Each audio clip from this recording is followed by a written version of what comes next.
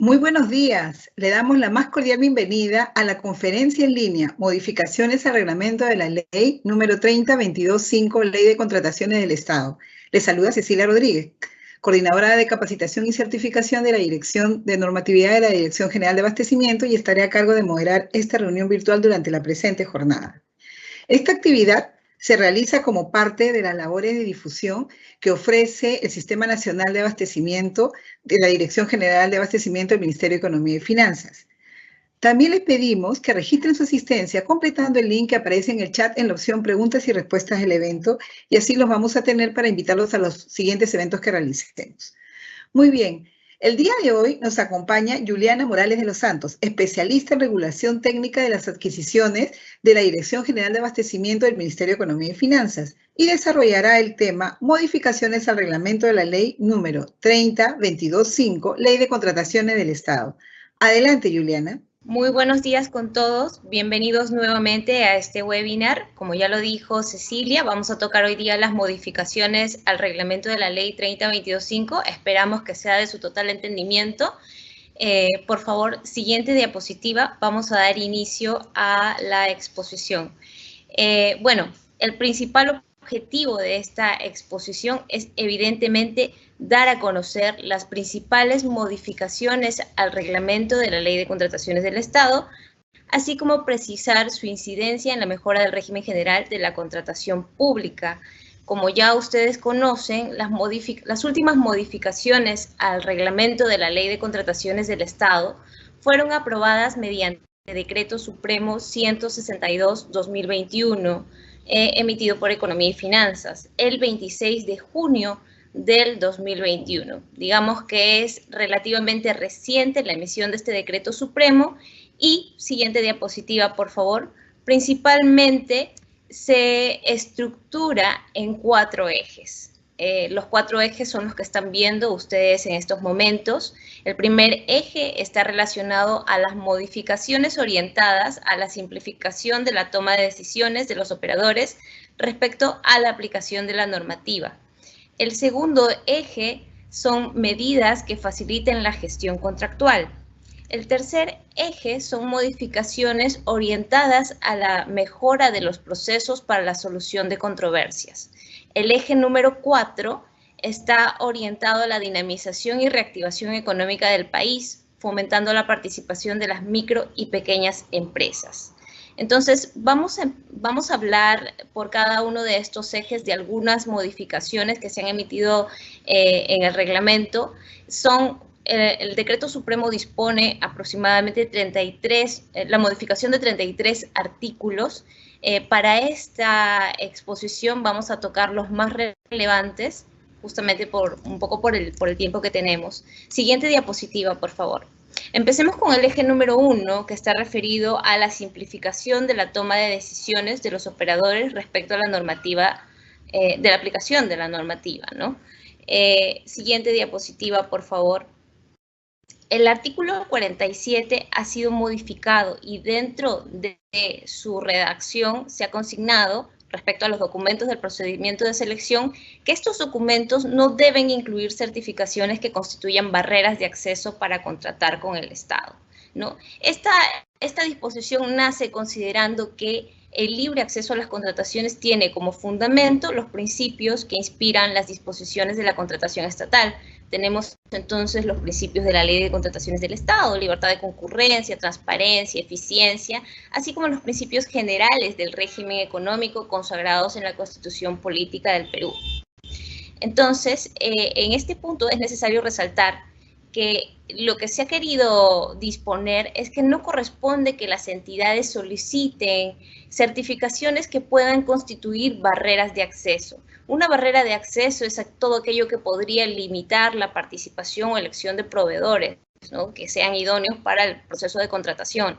En ese sentido, cada entidad tendrá que evaluar cuáles son las certificaciones que sí son idóneas de incluir en su requerimiento para determinado proceso de selección, y esto va a depender principalmente del objeto de la contratación, ¿no?, de la naturaleza del objeto de la contratación que se vaya a realizar. ¿no? Y de acuerdo a esa determinación, ¿no? Obviamente la hacen los servidores, funcionarios, los operadores que aplican la ley de contrataciones y que lo hacen teniendo en consideración los principios, ¿no? De acuerdo a esa determinación, no sería pues posible que se establezcan certificaciones que evidentemente pudieran constituir una barrera de acceso, ¿no? Eso se ha querido dejar claro en esta modificación del reglamento. Siguiente diapositiva, por favor. Ok. Una segunda modificación dentro del eje 1 de la que podemos hablar es la del literal B del numeral 49.2 del artículo 49, referida a los requisitos de calificación.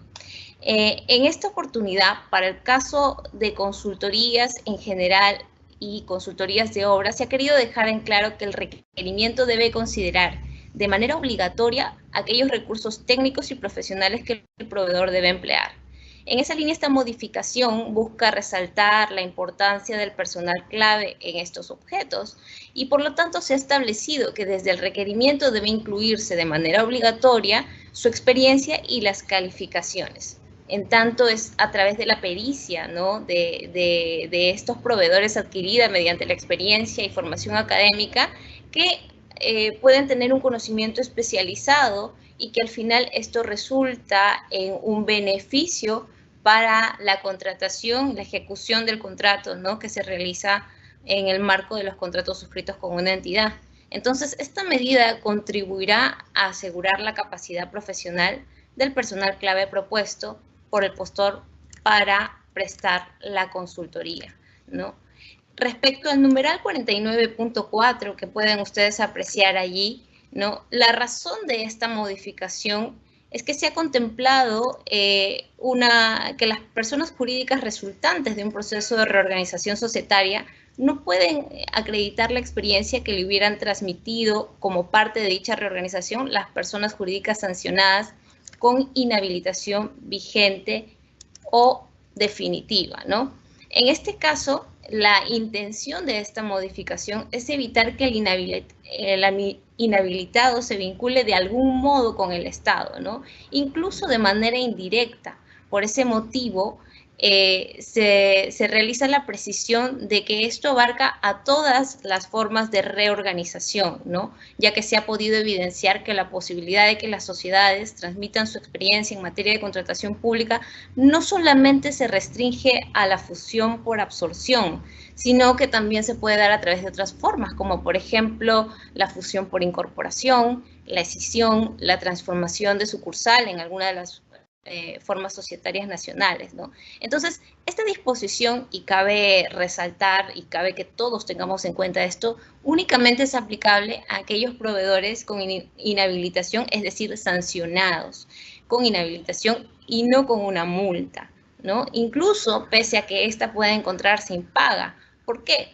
Porque a través de la multa lo que se intenta es evitar que un proveedor incurra en un comportamiento más grave, ¿no? Y esto no sucede en el caso de la inhabilitación, porque la regulación no tiene como finalidad que aquellos dejen de contratar con el Estado, ¿no? Sino generar incentivos para que se eviten los comportamientos que ameritaron la sanción. Siguiente diapositiva, por favor. La siguiente modificación que podemos advertir dentro del eje 1, que es la simplificación de la toma de decisiones de los operadores respecto a la aplicación de la normativa, es en el artículo 51, que está relacionado a los factores de evaluación. Así, se ha establecido una modificación en el numeral 51.4 y también se ha establecido una modificación en el numeral 51.1. En el literal B del numeral 51.4 se ha señalado que en los casos de consultoría en general y de obra, además del precio, se deben considerar obligatoriamente los siguientes factores: experiencia del postor en la especialidad y la metodología propuesta, ¿no? La regulación anterior a esta modificación no contemplaba el requisito de manera obligatoria de estos dos aspectos, ¿no? Experiencia y metodología propuesta. Es así que, considerando que los servicios de consultoría anotados son servicios especializados, ¿no? Debe considerarse que estas consultorías son servicios especializados y que por ende requieren de profesionales con mucha experiencia en la materia, ¿no? Se ha considerado que los referidos factores de evaluación que se han mencionado anteriormente sean obligatorios para estos objetos por esa razón, ¿no? Y se busca asegurar con ello que las entidades utilicen factores de evaluación que permitan una adecuada medición de los conocimientos, experiencia y cualidades de los postores, que como se ha indicado anteriormente, esto repercutirá en el bienestar de los beneficiarios de esta contratación, es decir, de la finalidad pública de la entidad. En el numeral 51.5 que ustedes pueden advertir en estos momentos del artículo 51, se ha precisado que en el caso de consultoría en general o consultoría de obra, las bases estándar que apruebe OCE pueden establecer otros factores de evaluación, tales como aquellos relacionados con la sostenibilidad social o ambiental, u otros que incentiven buenas prácticas en materia de contratación pública. En este punto es importante, para aquellos que no estén muy familiarizados, invitarlos a que ingresen a la página de OCE. Van a poder encontrar ahí las últimas la publicación de las últimas bases estándar que ya contemplan las modificaciones que se han previsto en este decreto supremo, ¿no? Para que de repente puedan tener mayor amplitud y mayor conocimiento, en este caso, respecto a los factores de evaluación que se contemplan para las consultorías. Siguiente diapositiva, por favor. Ok. Dentro del eje 1, seguimos en el eje 1, es decir, todas aquellas modificaciones que van a ayudar a la simplificación de la toma de decisiones de los operadores respecto a la aplicación de la normativa. Encontramos dos artículos que contienen modificaciones, ¿no?, respecto al uso de la ficha técnica excluida del listado de bienes y servicios comunes. Para esto es importante precisar que Perú Compras ha informado que desde el año 2016 hasta la fecha se han efectuado 73 exclusiones de fichas técnicas en el listado de bienes y servicios comunes, como consecuencia de que éstas han perdido la condición de bien o servicio común que sustentó su inclusión en el listado, ¿no? Entonces, de las referidas exclusiones, Perú Compras nos informa que 66 corresponden a medicamentos, cuyas fichas técnicas se sustentan en la normativa sectorial, autorizaciones sanitarias y farmacopea internacional. Sin embargo, perdieron su condición de bien común a razón de la limitación de la oferta en el mercado de dichos bienes, por lo que no pueden ser utilizados por las entidades en los procesos de contratación. No obstante, dado que estos bienes, objetos de las fichas técnicas excluidas, cuentan con características y especificaciones ya estandarizadas, y que para ello se ha seguido un proceso de construcción técnico participativo hasta llegar a su aprobación, estas podrían seguir siendo utilizadas por las entidades en procedimientos de contratación, distintos a subasta inversa electrónica, preservando los aspectos de calidad vinculados a la definición de características y especificaciones técnicas, ¿no? Esto va a favorecer a que se reduzcan los tiempos en la generación de requerimientos, coadyuvando a la eficiencia en las compras públicas. Entonces, ese es el sentido de esta modificación, que si bien pudiera existir una ficha técnica que haya sido excluida, no, porque ya no se encuentra, ya no tiene la condición de bien común, esto no va a limitar a que las entidades puedan utilizar estas fichas técnicas, no solo en el caso de subasta inversa, sino que en otros tipos de procedimientos de selección para sus contrataciones, dado que son fichas que han sido revisadas y que están elaboradas con características ya especificadas y estandarizadas, ¿no? Que para su proceso se han tenido en cuenta, ¿no? En ese sentido, se precisa en el numeral 65.5 que deberá de aplicarse lo dispuesto en el numeral 111.2 del artículo 111, ¿no? En este artículo se dispone que las fichas técnicas excluidas del listado de bienes y servicios comunes se incorporan en el listado de fichas técnicas excluidas que ahora elabora Perú Compras, ¿no? Y que van a ser obligatorias para la contratación de bienes y servicios, salvo que Perú Compras disponga algo distinto, y en ese caso Perú Compras deberá comunicarlo a las entidades, ¿no? debe quedar claro que esta modificación resulta aplicable independientemente del tipo de procedimiento de selección. ¿Ok? Entonces, con dicha disposición no solamente se reducirán los tiempos por parte de los operadores de la norma, ¿no?, sino que también se reducirá el riesgo de que existan controversias futuras respecto a la determinación de estos requerimientos. Incluso podría disminuir el hecho de que existan observaciones o consultas o demasiadas consultas de repente en el mismo procedimiento de selección, ¿no? Y esto ayuda a la vez a que el contar con un requerimiento preestablecido, revisado y con características estandarizadas, ayuda a la vez a que se elimine la posibilidad de direccionamientos indebidos e incrementa la transparencia en la contratación, que es lo que todos queremos y todos buscamos, ¿no? Siguiente diapositiva, por favor. Ok. Un artículo más que ha sido modificado dentro del Decreto Supremo 162 es el literal B del artículo 100, que prevé y establece condiciones para el empleo de la contratación directa, ¿no?, que es el literal referido a las contrataciones por situaciones de emergencias. De repente ya muchos de ustedes en estos momentos deben estar muy familiarizados con esta causal, debido a que ha sido una de las causales más aplicadas en estos últimos tiempos a raíz de la pandemia, ¿no? Entonces, la modificación está orientada a incrementar el plazo de regularización para las contrataciones directas que se realicen por esta causal. Antes, el reglamento preveía que el plazo era 10 días y actualmente el plazo se ha ampliado a 20 días a través de esta modificación, ¿no? También se ha mencionado una condición adicional a tener en cuenta, ¿no? Desde cuándo se cuenta estos 20 días hábiles, ¿no?, para el caso de las contrataciones que se realizan bajo la modalidad llave en mano, ¿no? Es preciso señalar que, como les decía, a raíz de esta pandemia, ¿no?, se ha visto que además de las actuaciones que se realizan para las contrataciones directas, que como son, ¿no?, la elaboración del informe técnico de indagación de mercado, emitir la resolución que modifica el PAC, incluirlo al PAC, aprobar el expediente de contratación, como elaborar bases, evaluar y calificar ofertas, ¿no?, etcétera, etcétera. Es decir, todos los actos que están involucrados en esta contratación que van a ser regularizados, no son pocos. Es decir, para las entidades esto representa y demanda un tiempo en cuanto a la gestión de estas actividades, ¿no?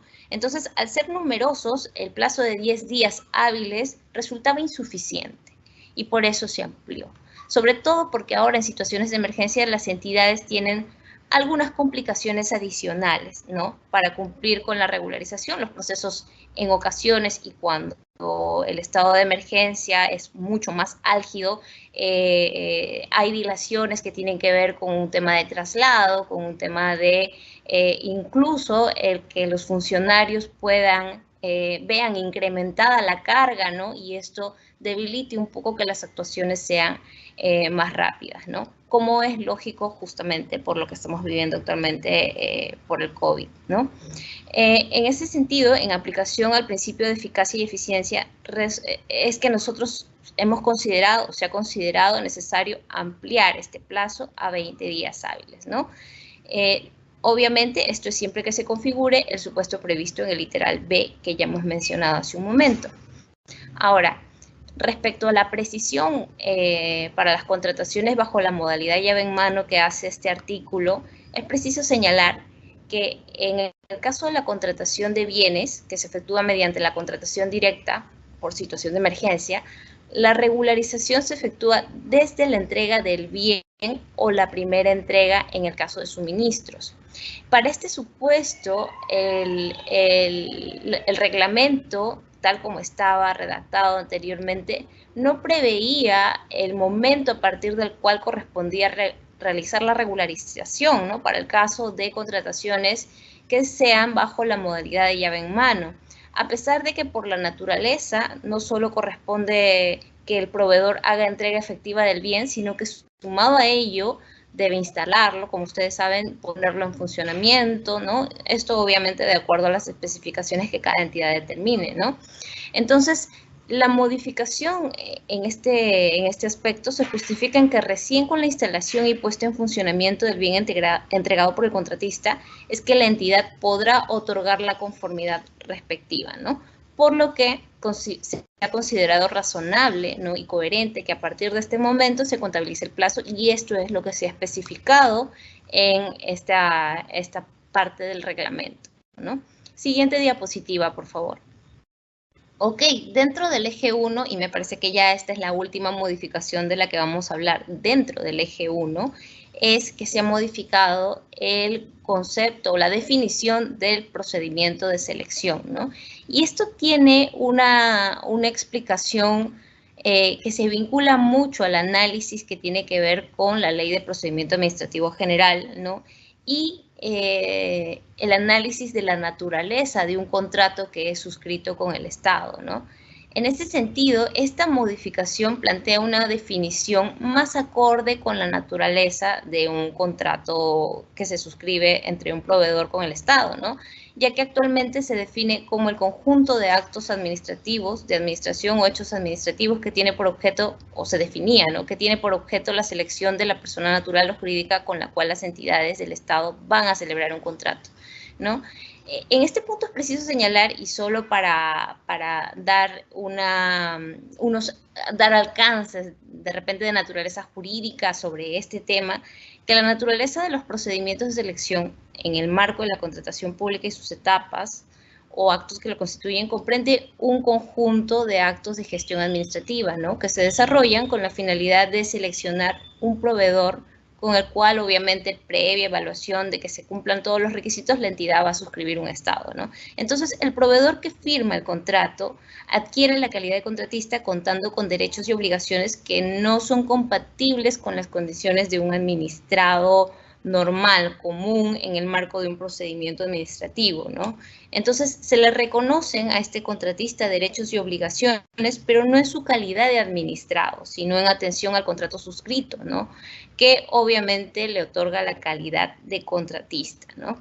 Entonces, si bien estos procedimientos que se realizan en el marco de la norma de contratación pública no tienen una naturaleza administrativa, ¿no?, ya que es el Estado el principal actor, ¿no?, no se trata de un procedimiento administrativo per se, que es regulado en la Ley 27444, ¿no?, que es la Ley del Procedimiento Administrativo General, ya que tiene como finalidad la realización de un negocio jurídico, ¿no?, en el cual una de las partes, como ya se indicaba, es la entidad pública, ¿no? Entonces, existe compatibilidad entre el régimen de contratación pública y la Ley de Procedimiento Administrativo General, y esto se debe principalmente a que una entidad se encuentra involucrada, ¿no?, siempre que sus actuaciones se enmarcan dentro de la función administrativa del Estado, ¿no?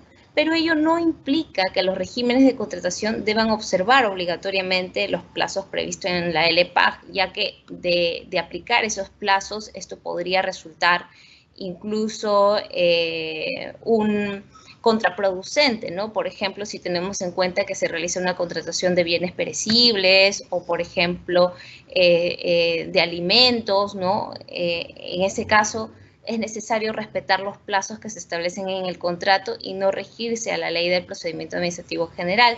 Es por ello que esta definición contempla un poco mejor la naturaleza administrativa de un contrato dentro del ámbito de la Ley de Contrataciones del Estado, ¿no?, que en resumen no es totalmente ajeno, se encuentra sí vinculado a la Ley de Procedimiento Administrativo General, sí encuentra vinculación, pero el tratamiento del contratista no es conforme a sus disposiciones, sino conforme a las disposiciones, evidentemente, de la Ley de Contrataciones del Estado, a tratarse de un negocio jurídico, ¿ok?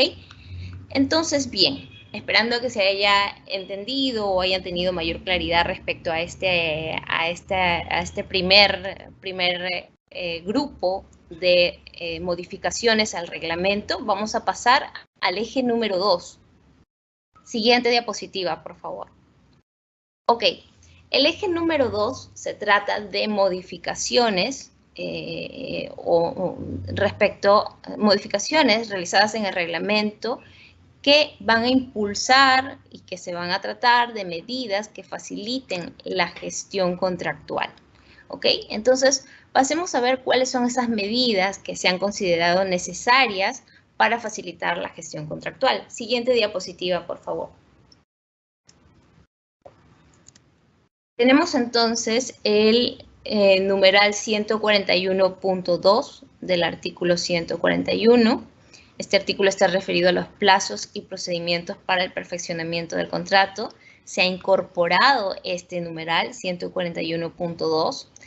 El reglamento anteriormente, antes de esta modificación, disponía que en los procedimientos de selección que tienen por objeto la ejecución de obras se debe identificar 4 postores que cumplan con los requisitos de calificación.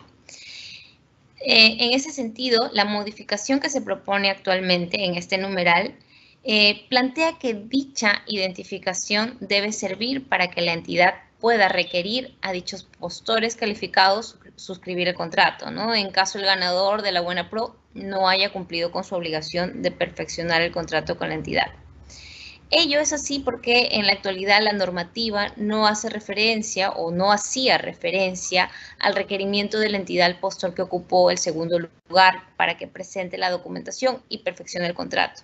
Y si este no cumple, se procede a la declaratoria de desierto, ¿no? Como todos bien saben. Sin embargo, en el caso de obras, no necesitaría declararse desierto el procedimiento si es que la entidad agota el requerimiento de formalizar el contrato hasta el postor que ocupó el 4º lugar, de acuerdo al orden de prelación. Lo cual, a su vez, representa una medida que otorga más oportunidades para que las entidades logren contratar obras con un postor calificado para tal fin.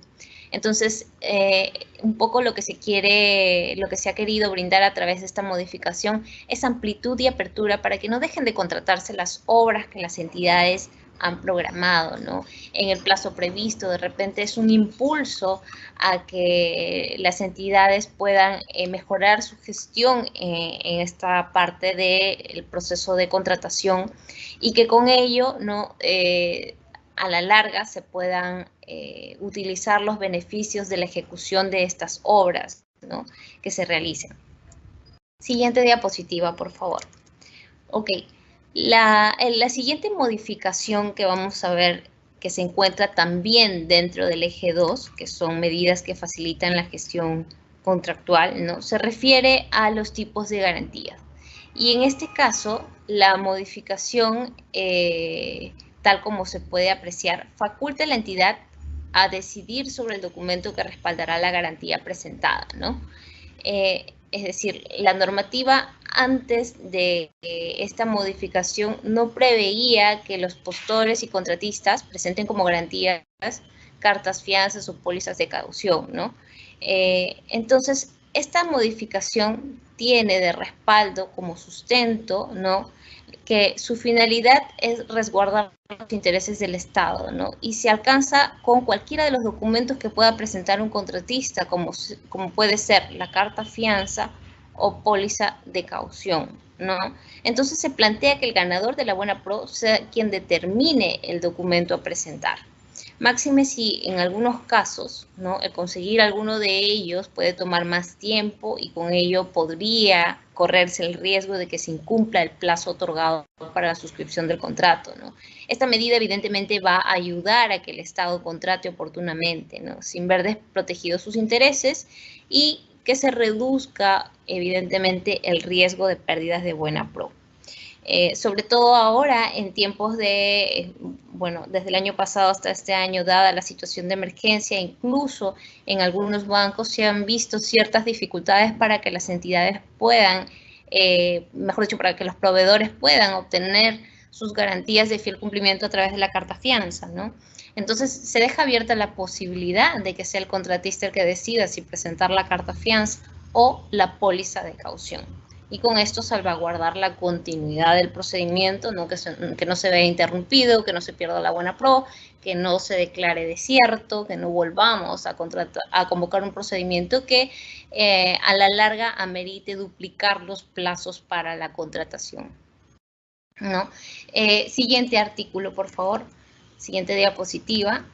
Ok, dentro del eje 2 tenemos la incorporación del numeral 150.2 que está referido a la sustitución de la garantía de fiel cumplimiento, ¿no? Bajo el procedimiento previsto en el artículo 150, donde se indica que también es aplicable para los casos de consultoría de obras en lo que corresponda, ¿no?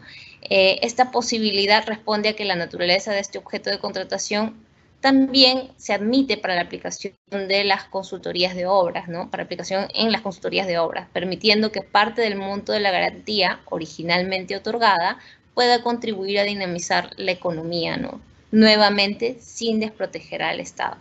Siguiente diapositiva, por favor. Ok. Aquí tenemos varias modificaciones que ustedes pueden apreciar, ¿no? Que se han realizado. Se ha modificado el numeral 168.3 del artículo 168. Se ha incorporado el numeral 168.5 y también se ha modificado el numeral 168.6 del artículo 168, ¿no? Esto es debido a que de existir observaciones respecto de la prestación, ¿no? La entidad debe informarlas al contratista dentro del plazo correspondiente, que en este caso la norma prevé que son 7 días en bienes y servicios y 15 días en consultoría. Dicho plazo también debería aplicarse para pronunciarse respecto del levantamiento de las observaciones según corresponda, ¿no? Cuando la entidad observe o se pronuncie negativamente fuera del plazo antes indicado, los días que la entidad se hubiese excedido no deberían ser computados a efectos de aplicar la penalidad al contratista, ¿no? Esa es la precisión que se hace en esta modificatoria, ¿no? Como ejemplo, pues existen algunos casos en los que la entidad y se da en la práctica, no excede el plazo legal para pronunciarse sobre la conformidad de la prestación, ¿no? O también sobre el levantamiento de observaciones, ¿no? Sin embargo, el contratista debe mantener siempre vigente su garantía hasta que la entidad emita dicha conformidad. Y si bien esto es importante para salvaguardar el interés público, se debe considerar que la entidad está obligada a respetar los plazos que establece la normativa de contratación, ¿no? De lo contrario, esto podría estar causando un perjuicio al contratista, ¿no? Quien estaría incurriendo al final en un sobrecosto por la renovación y mantenimiento de garantía, ¿no? Lo cual no sería dable, ¿no? Porque podría contravenir el principio de equidad que tanto nosotros impulsamos, queremos promover, ¿no? Y que está previsto en la Ley de Contrataciones del Estado, ¿no? Entonces, esta modificación incluye los numerales antes mencionados, ¿no? Para que estas reglas sean claramente establecidas, ¿no? Y sean tomadas en cuenta por la entidad. ¿Ok? Vamos a ver una siguiente medida. Siguiente diapositiva, por favor. Vamos a ver una siguiente medida que es la que se ha incorporado a través del numeral 178.7 del artículo 178, que son referidos a los trámites durante la suspensión del plazo de ejecución, ¿no? Como muchos de ustedes probablemente saben, ¿no? Cuando se produce la suspensión del plazo de ejecución de una obra, esto obviamente no supone que la obra haya terminado o que el contrato no se encuentre vigente, ni mucho menos, ¿no? Por el contrario, esta suspensión implica que todas las condiciones se van a mantener, todas las condiciones que obviamente permitan alcanzar la finalidad del contrato se van a mantener hasta que se reinicie el plazo de ejecución, una vez que termine el hecho que generó la suspensión o paralización. De esta forma, en el marco de una suspensión del plazo de ejecución de una obra, pueden producirse diversas circunstancias que justifiquen la necesidad de ejecutar prestaciones o actividades que no hayan sido consideradas previamente, ¿no? Pero que sí resulten indispensables o necesarias para dar cumplimiento a la meta prevista de la obra, ¿no? Lo que podría dar lugar a la aprobación de prestaciones adicionales de obra y consecuentemente a la aprobación de prestaciones adicionales de supervisión, ¿no? Siempre y cuando esto corresponda, ¿no? Entonces, tomando en cuenta que la suspensión del plazo de ejecución de los contratos de obra y de supervisión de obra respectivamente no necesariamente implica un impedimento para realizar determinados trámites o actividades para cumplir con los fines que involucra la ejecución de la obra, se ha querido a través de esta modificación brindar la posibilidad de efectuar dichos trámites incluso durante el periodo de suspensión de tales contratos. En virtud de ello es que se ha incorporado esa precisión en la regulación del artículo 178 del reglamento, ¿no? Siguiente diapositiva, por favor. Ok, una siguiente medida está relacionada al artículo 184, que nos habla del fideicomiso de adelantos de obras, ¿no? En esta modificación, como ustedes pueden advertir, se involucra el numeral 184.1 y 184.2 del artículo 184 y se elimina la condición de que el valor referencial o presupuesto del proyecto sea igual o superior a 5 millones, ¿no? Ello se ha realizado con el fin de que los contratistas que obtienen la buena pro, ¿no?, en procesos menores a dicho monto, también accedan al fideicomiso. Y esto va a representar una opción adicional para garantizar los adelantos que requieran en los contratos de obra, ¿no? Es una opción que dispone su tramitación en un plazo de 30 días hábiles. Justamente por los que les comentaba hace un momento, ¿no? A raíz del COVID se ha advertido un impacto negativo en la economía peruana, ¿no? Y esto ha traído una serie de consecuencias que también han podido advertirse a nivel de las contrataciones públicas, ¿no? Entonces, el principal problema al que se enfrentan los ejecutores actualmente al contratar con el Estado es obtener las garantías, tanto para garantizar el fiel cumplimiento del contrato, ¿no?, o como para acceder a la entrega de adelantos, lo que significa que para ejecutar una obra, el contratista debe presentar garantías por un monto equivalente hasta por un 40% del contrato, lo cual desincentiva la participación de ejecutores de obra, obviamente en los procesos de selección, ¿no?, debido a la complejidad de estos trámites, ¿no? A ello se le suma que actualmente los costos para obtener garantías se han incrementado debido al alto riesgo financiero que existe, ¿no? Porque el riesgo financiero se evalúa en virtud de qué tan fácil es para quien obtiene las garantías pagarlas, ¿no? Asimismo, en atención a dicho riesgo, las entidades financieras vienen solicitando a los contratistas la entrega de un monto correspondiente al 100% de la suma total a garantizar. Eso genera una disminución de la capacidad financiera de los contratistas para la ejecución de las obras públicas, ¿no? Entonces, esta modificación, ¿no?, lo que ha querido es incorporar una medida que permite utilizar el fideicomiso para garantizar los adelantos de todo tipo de obras, ¿no?, independientemente del valor referencial del proceso o presupuesto del proyecto, ¿no? Y para su tramitación se amplía el plazo a 30 días hábiles, ¿no?, por considerarse que actualmente es un plazo adecuado, ¿no?, y que va a permitir la realización de todas las actividades que involucran la constitución del fideicomiso. Ok, siguiente diapositiva, por favor. Bien, otra medida dentro del reglamento que representa una medida que facilita la gestión contractual es la modificación que se ha efectuado en el artículo 189 del reglamento, ¿no? Esta modificación se sustenta en que si bien el contrato de supervisión es un contrato independiente del contrato de obra, ¿no?, dado que constituyen relaciones jurídicas distintas, ¿no?, ambos sí se encuentran directamente vinculados, ¿no?, porque hay una naturaleza accesoria de por medio, ¿no? Entonces, los hechos o eventos que afectan la continuidad de una obra también repercuten en la supervisión. Y es así que todo atraso en la finalización de la obra genera una extensión del contrato de supervisión de obra, ¿no? Esto acarrea un mayor costo por la ejecución de esos servicios. Ahora, de conformidad con el artículo 189, ¿no?, en caso de atrasos en la ejecución de la obra por causas imputables al contratista que generen una extensión de los servicios de supervisión, lo que genera un mayor costo, corresponde que el contratista ejecutor de la obra asuma el pago del monto correspondiente por los servicios indicados. Sin embargo, de acuerdo con lo referido en este artículo, dicho pago se hace efectivo deduciendo dicho monto de la liquidación del contrato de ejecución de obra, siendo que durante la ejecución el mencionado costo es asumido por la entidad, ¿no? Esta regulación resulta razonable, dado que el supervisor y la entidad no deben verse afectados por los costos que se generen como consecuencia de la extensión de los servicios de supervisión, ¿no?, cuando el retraso en la ejecución de la obra es por causas atribuibles al contratista, ¿no? Entonces se propone que los mayores costos de la supervisión, o mejor dicho, se regula esto, ¿no? Que los mayores costos de la supervisión por causas atribuibles al contratista sean asumidos por este durante la ejecución de la obra, efectuándose la deducción respectiva en la valorización y se deja la opción a la entidad de determinar la oportunidad en que se realizará el indicado cobro. Siguiente diapositiva, por favor. Ok, el artículo 194 también ha sido modificado y se ha incorporado el numeral 194.5.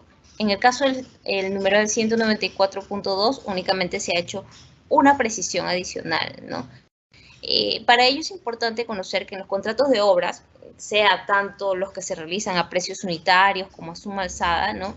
El monto correspondiente a los gastos generales fijos y variables es definido por el contratista en su oferta. Por definición, estos gastos generales variables solo podrán aumentar o disminuir cuando se modifica el plazo de la obra, es decir, cuando varía el tiempo, ¿no?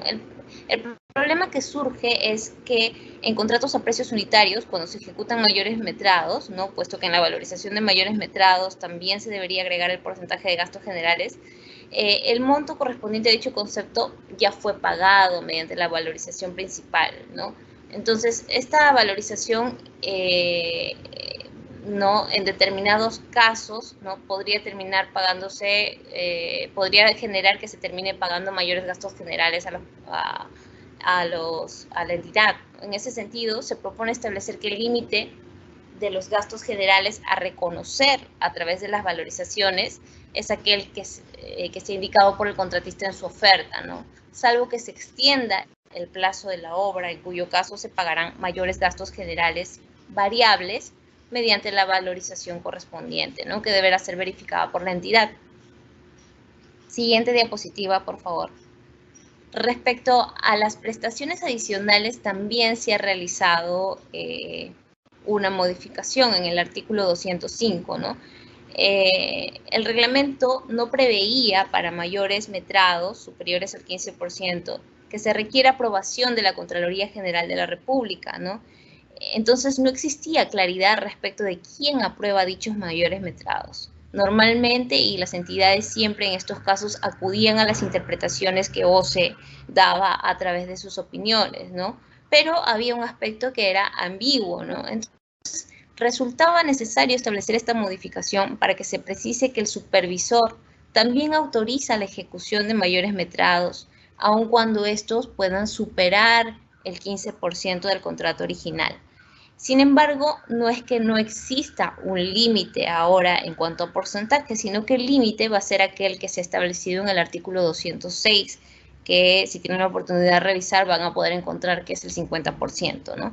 Cabe resaltar que esta modificación no representa una desnaturalización de la figura de los mayores metrados en precios unitarios, ya que esta autorización consiste en una verificación de que en realidad se trate de mayores metrados y no de adicionales que se hacen pasar por aquellos, ¿no?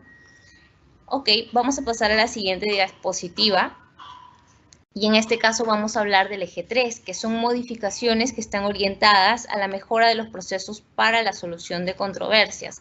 Aquí vamos a hablar un poco más del tema arbitral, ¿no? Siguiente diapositiva, en esta diapositiva, artículo 232 y artículo 234. Principalmente se han eliminado algunos aspectos de la redacción de estos artículos y se ha incorporado el numeral 234.4, ¿no?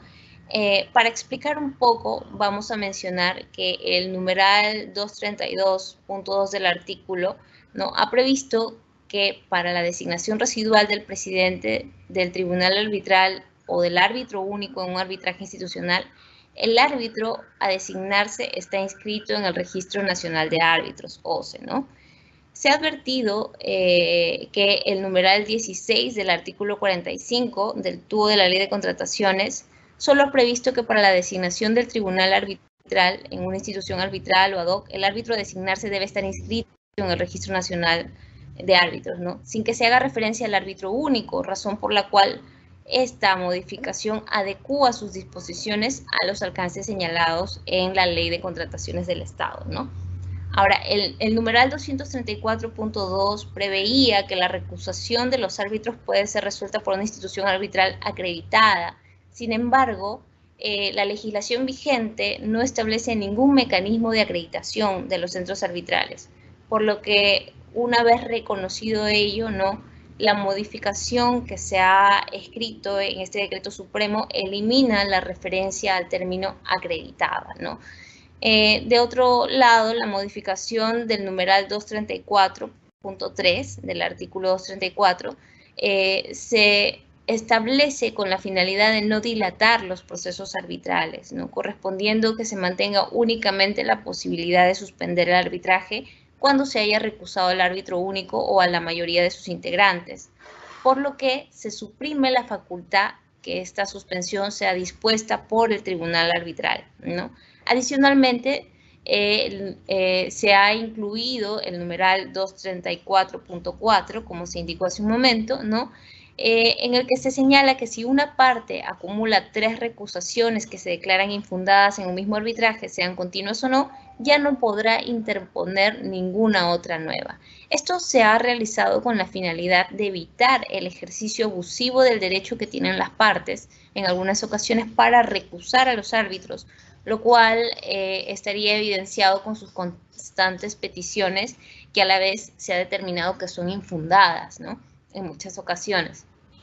Entonces, si bien también existe por otro lado la posibilidad, o también existe en la práctica, ¿no?, el ámbito en el que se presentan recusaciones justificadas, hay otras que solo son presentadas de manera maliciosa o temeraria, ¿no?, y esto a la larga dilata las actuaciones arbitrales o busca ilegítimamente que el árbitro recusado sea sustituido, ¿no?, o que renuncie. Entonces, a efectos de evitar el uso abusivo del mecanismo de la recusación con fines contrarios, evidentemente, al ordenamiento jurídico y a la buena fe, ¿no?, así como la dilación injustificada de los procesos arbitrales, lo que puede conllevar a que se afecte la ejecución del contrato y con ello el interés público que subyace a toda contratación pública, la propuesta, o bueno, en este caso, la modificación ya realizada, establece que si una parte acumula 3 recusaciones que se declaran infundadas en un mismo arbitraje, sean continuas o no, ya no podrá interponer una nueva recusación en dicho arbitraje, ¿no? Esta medida, entonces, representa una mejora de los procesos que se realizan para la solución de controversias, en este caso, bajo el mecanismo de arbitraje. Siguiente diapositiva. Bien, como ustedes pueden advertir aquí, tanto en el artículo 235 como en el 239 se han incorporado disposiciones, ¿no? Se ha incorporado el numeral 235.3 y se ha incorporado el numeral 239.3. Lo que buscan estas disposiciones referidas o que están involucradas en la instalación y el recurso de anulación en un proceso de arbitraje es dar celeridad al proceso arbitral, ¿no? Luego de la instalación, se advierte que el proceso camina lento, muchas veces por diversas razones, ¿no? De repente porque falta el impulso de las partes, porque de repente hay carga de la institución arbitral, ¿no? Entonces, estas medidas que se han dispuesto en estas modificaciones van a permitir que las partes conozcan cuáles son las fechas programadas para llevar a cabo cada uno de sus actos, ¿no? De esa manera van a poder realizar, de repente tener en cuenta y realizar de manera más ágil, ¿no?, las actuaciones dentro del proceso arbitral, ¿no? Siguiente diapositiva, por favor. Ok, en este punto se ha incorporado la primera disposición que establece la inscripción automática en el Registro Nacional de Árbitros de OCE, ¿no? Es la primera disposición complementaria transitoria en la que se establece una regla temporal respecto de la inscripción automática de árbitros en el Registro Nacional de Árbitros de OCE, ¿no?, con vigencia a partir del comunicado que emita OCE hasta el 30 de junio del 2022. Ahora bien, de acuerdo a lo que se nos ha informado por parte de OCE, actualmente se tiene un número reducido de árbitros inscritos en el Registro Nacional de Árbitros, ¿no? Y esto puede ser debido a que la emergencia sanitaria decretada a nivel nacional, ¿no?, ha impactado en las posibilidades reales de inscripción de aquellos profesionales que venían desempeñándose como árbitros y que se encontraban inscritos en la anterior nómina de profesionales, ¿no?, aptos para designación residual de OCE. Tales profesionales debían inscribirse en el nuevo Registro Nacional de Árbitros, pero ello no ha sucedido hasta la fecha. Consecuentemente, la disposición transitoria que ustedes pueden apreciar prevé un régimen de excepción que permita brindar a los profesionales que anteriormente se han mencionado la oportunidad de volver a encontrarse inscritos en el Registro Nacional de Árbitros por un periodo de tiempo determinado, es decir, hasta el 30 de junio del 2022. Dicha inscripción excepcional cuenta con una fecha de caducidad, a diferencia de las inscripciones en el Registro Nacional de Árbitros tramitadas conforme a las normas actualmente vigentes, ¿no?, las cuales no tienen una fecha de culminación.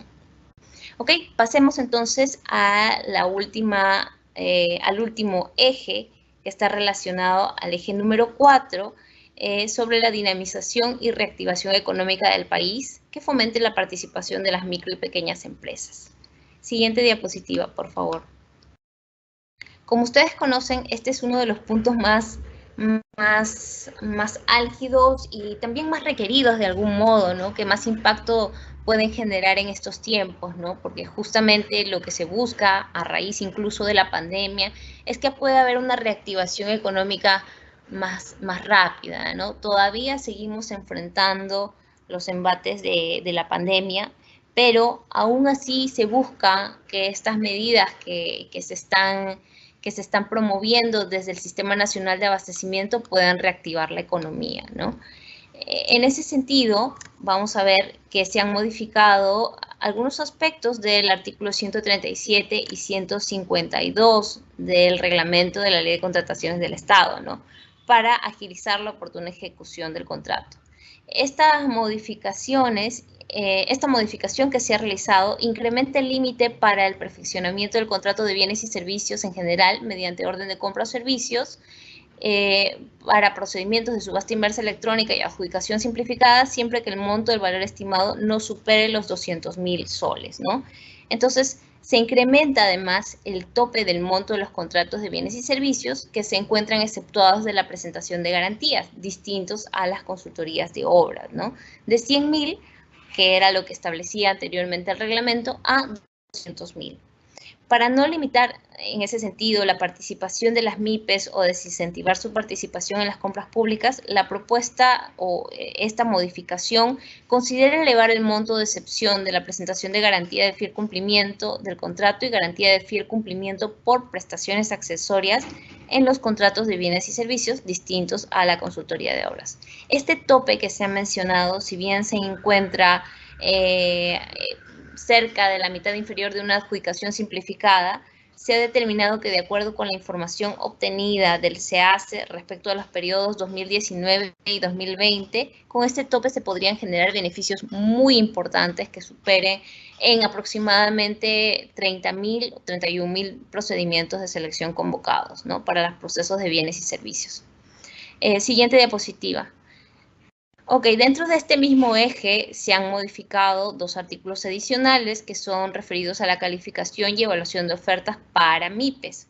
Como bien se sabe y producen a través de los datos que hemos obtenido del Ministerio de la Producción, el 99.4% de las empresas peruanas son MIPE, pero a muchas de ellas, si no es a la mayoría, les cuesta sobrevivir y crecer en el mercado.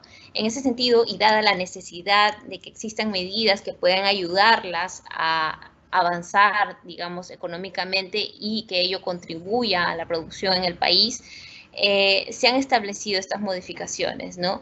Y se ha previsto que respecto a los requisitos de calificación, la modificación del numeral 49.6 del artículo 49 precise que la experiencia exigida a los postores que acrediten la condición de micro o pequeñas empresas o los consorcios conformados en su totalidad por estas no podrán superar el 25% del valor estimado siempre que el procedimiento de selección o ítem respectivo por su cuantía corresponda a una adjudicación simplificada. En relación a la bonificación equivalente al 5% sobre el puntaje total en la evaluación de ofertas otorgado a los postores que tengan la condición de micro y pequeña empresa o los consorcios consorcios conformados en su totalidad por estas, en la modificación se ha previsto modificar, obviamente, el literal G del numeral 50.1 del artículo 50 del reglamento. Estas precisiones que se han realizado han sido necesarias para aclarar que los referidos beneficios son aplicables no solo a las adjudicaciones simplificadas, sino que también se extienden a los ítems de una licitación pública o concurso cuya cuantía corresponda a una adjudicación simplificada, logrando con ello que el beneficio alcance a un mayor número de MIPES, estableciendo condiciones de evaluación y calificación accesibles para ellas. Finalmente, y ya con esto estamos arribando a la diapositiva final, el artículo 151 dentro de este eje 4 también ha sido modificado y está relacionado a disposiciones incorporadas sobre las garantías de fiel cumplimiento por prestaciones accesorias.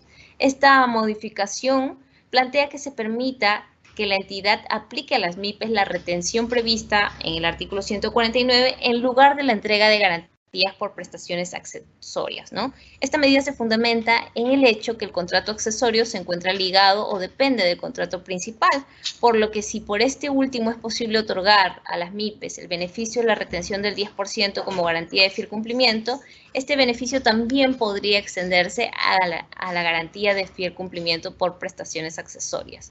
Y eso es lo que se ha reflejado en las disposiciones que pueden apreciar en estos momentos. Con esto damos por culminada esta parte de la exposición. Doy pase a Cecilia para continuar. Muchas gracias. Muchas gracias, Juliana, por tu exposición. Ahora pasamos a nuestra ronda de preguntas. En esta sesión, nuestra panelista dará respuesta a las preguntas que hemos recibido de parte de nuestros participantes durante el proceso de inscripción a esta conferencia. Asimismo, nuevamente les pedimos que registren su asistencia completando el link que aparece en el chat en la opción Preguntas y Respuestas del evento.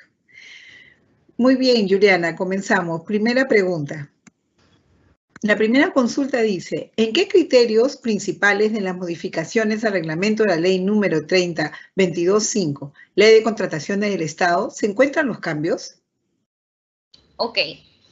Los criterios son aquellos que se han mencionado a lo largo de esta exposición y si podemos de algún modo agruparlos, ¿no? Como ustedes han podido ver, se han agrupado en 4 ejes, ¿no? Y principalmente estos ejes van a reflejar los criterios que se han adoptado, ¿no? En las modificaciones, que son en el eje 1, la simplificación de la toma de decisiones de los operadores respecto a la aplicación de la normativa, en el eje 2, las medidas que faciliten la gestión contractual, en el eje 3, la mejora de los procesos para la solución de controversias y en el eje 4, la dinamización y reactivación de la economía del país, fomentando obviamente la participación de las micro y pequeñas empresas. Siguiente, por favor.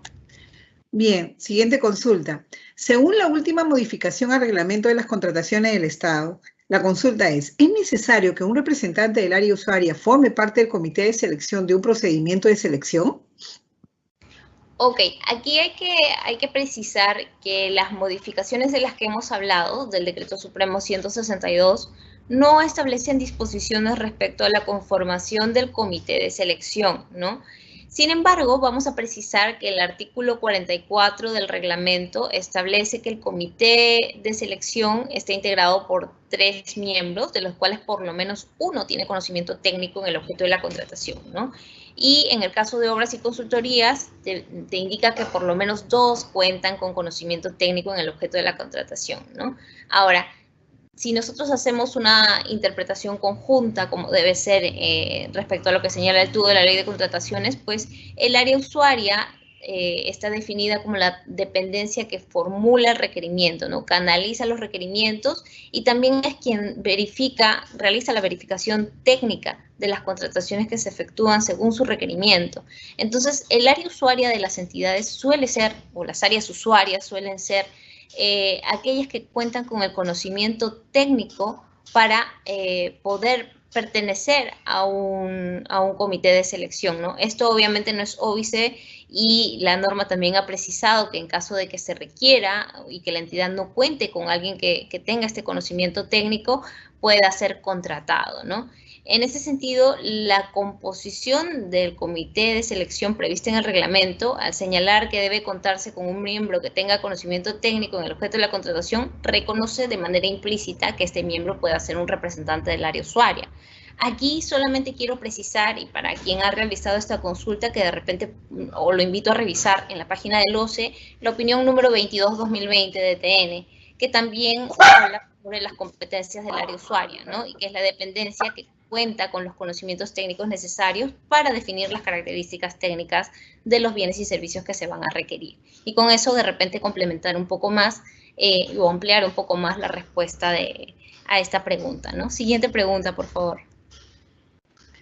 Sí, la siguiente consulta es la siguiente. ¿Cuáles son las últimas modificaciones en el reglamento de las contrataciones del Estado relacionadas a los procedimientos de selección?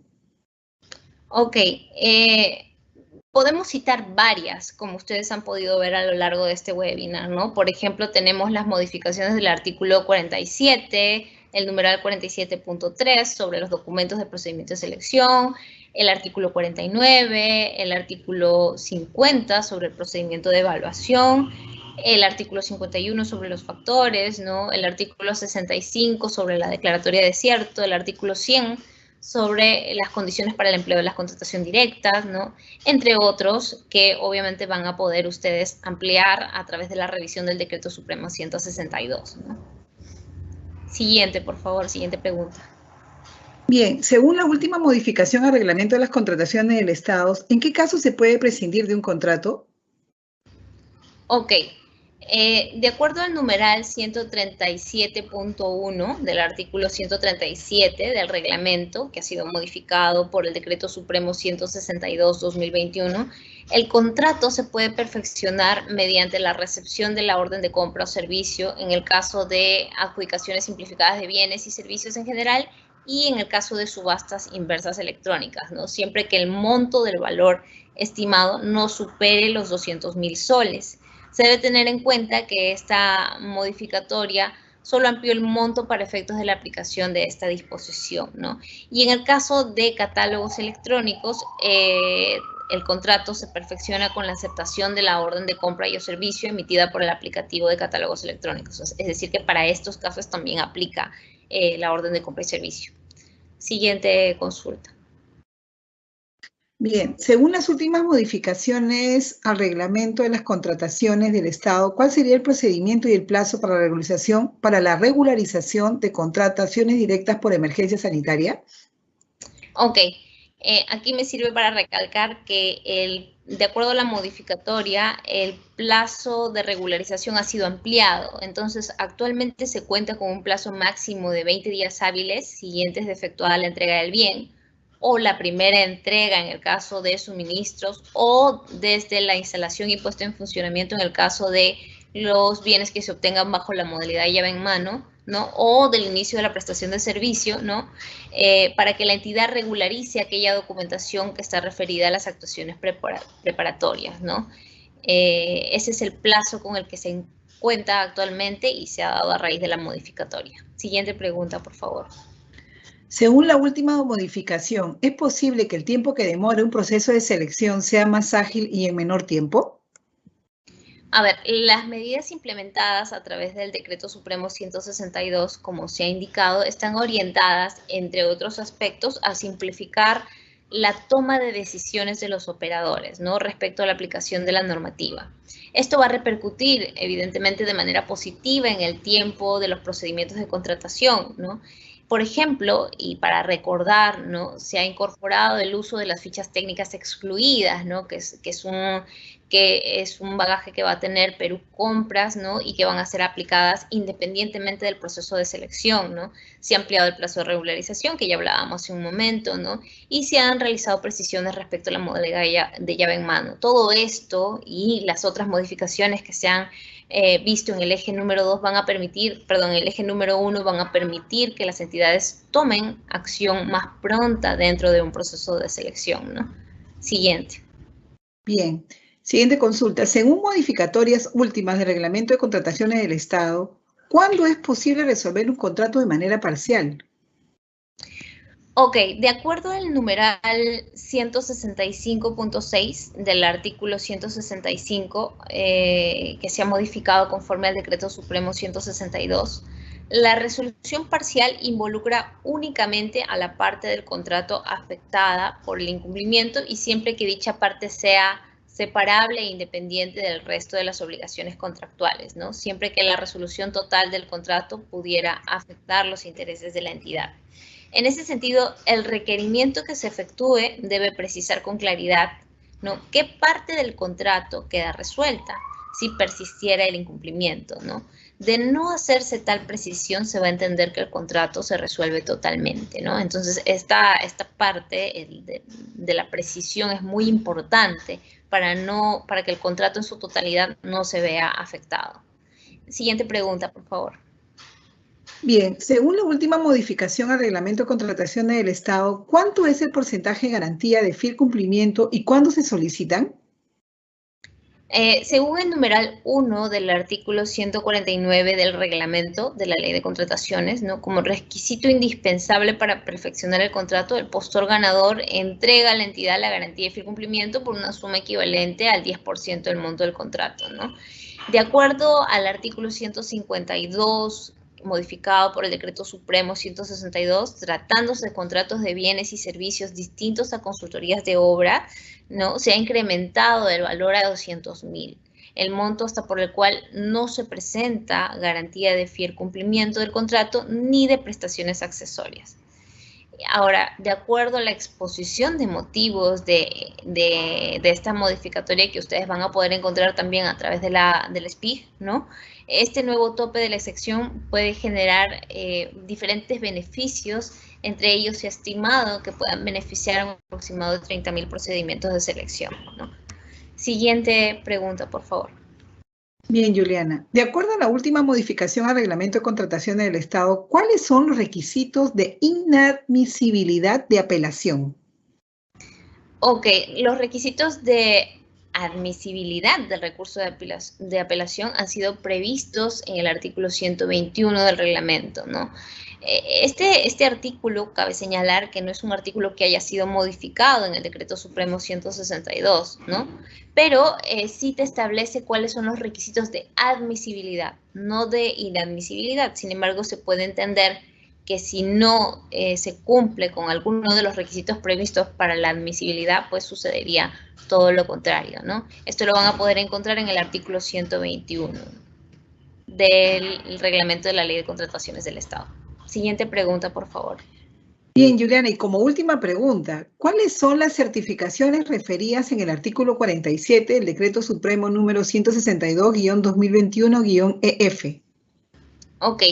A las certificaciones que se refiere el artículo 47 son certificaciones que el comité de selección o el órgano encargado de las contrataciones, ¿no?, según corresponda, incluyan en los documentos del procedimiento, es decir, como requisito de repente para una de las etapas del procedimiento de selección, ¿no?, y que no guarden relación con el objeto o la naturaleza de la contratación, ¿no?, y que a su vez, al no guardar esta vinculación, constituyan una barrera de acceso, es decir, impidan a un proveedor que sí puede resultar idóneo según las condiciones de su propuesta para contratar con el Estado, que le impidan contratar con el Estado porque se le requiere una certificación que obviamente no guarda relación con la naturaleza del objeto, bien, servicio que se va a contratar, ¿no?